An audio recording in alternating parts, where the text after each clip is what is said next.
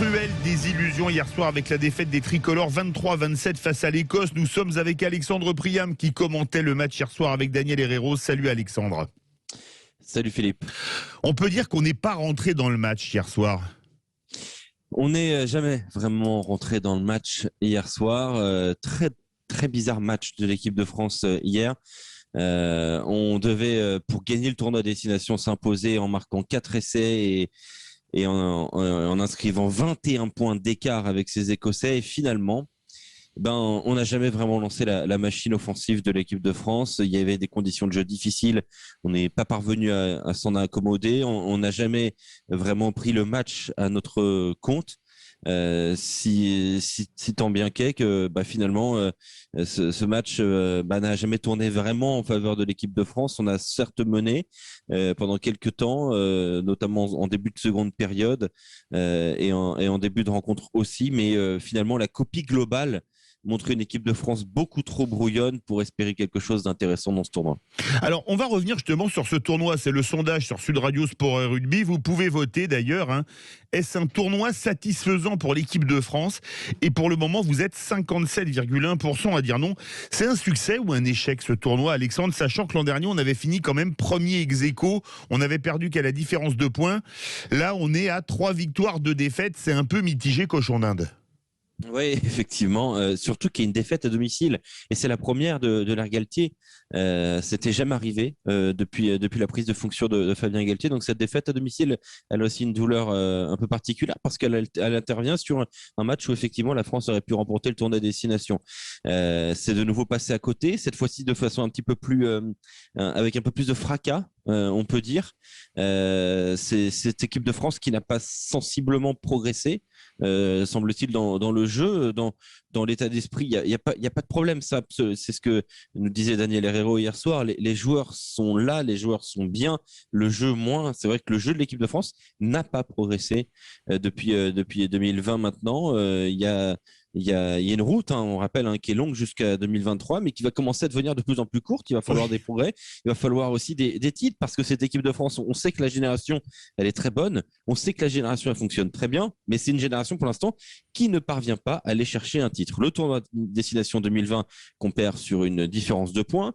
La Coupe d'automne des Nations qu'on perd à Twickenham dans des prolongations qui étaient assez insensées. Et finalement, ce tournoi à destination qu'on perd en 2021 sur ce match-là face à l'Écosse où finalement on n'est jamais vraiment rentré sur le terrain. Vous diriez pas que c'est un peu une équipe Poulidor, toujours deuxième? J'aimerais pas, ça m'embêterait. Non mais pour le moment, c'est le cas.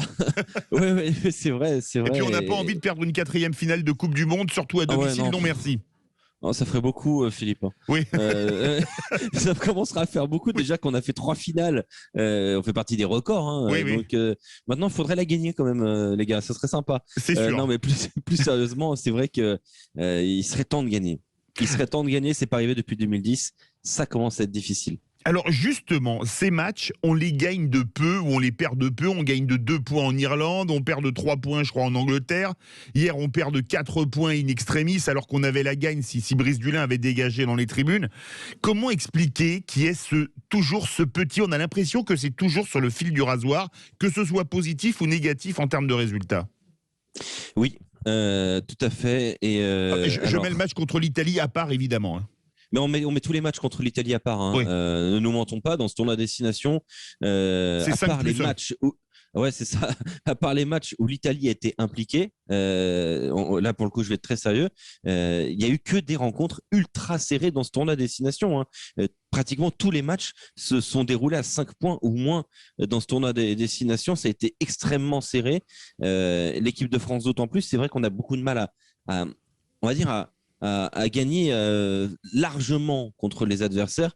Alors, ce sont des adversaires de très bon niveau, mais c'est vrai qu'on a beaucoup de mal à créer des victoires où finalement, on se dit, voilà, c'est fait, l'avance est faite à la 60e, maintenant on va essayer de gérer, on va essayer de travailler. Non, on est toujours dans l'émotion, on est toujours dans la bataille pour chaque point.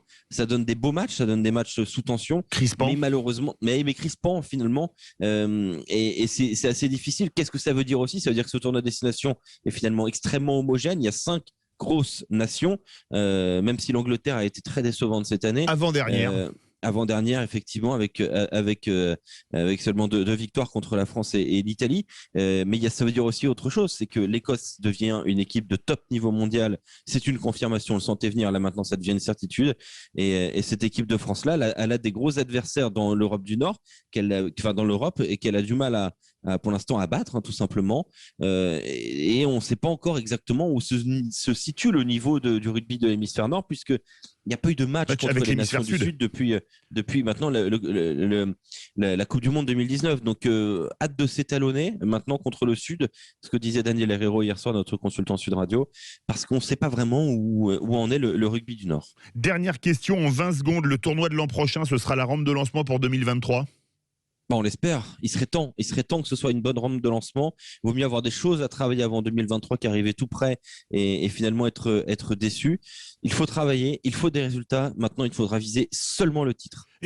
Et pour vous avoir écouté, mon cher Alexandre Priam, avec Daniel Herrero, vu le match d'un Écossais, on peut dire que le niveau de l'Écosse est élémentaire. Mon cher Watson. Amiche. Vu le match du troisième ligne écossais. Merci. Ah là là, il doit pas bien se réveiller ce matin. C'est clair. Merci beaucoup à vous. À 8h.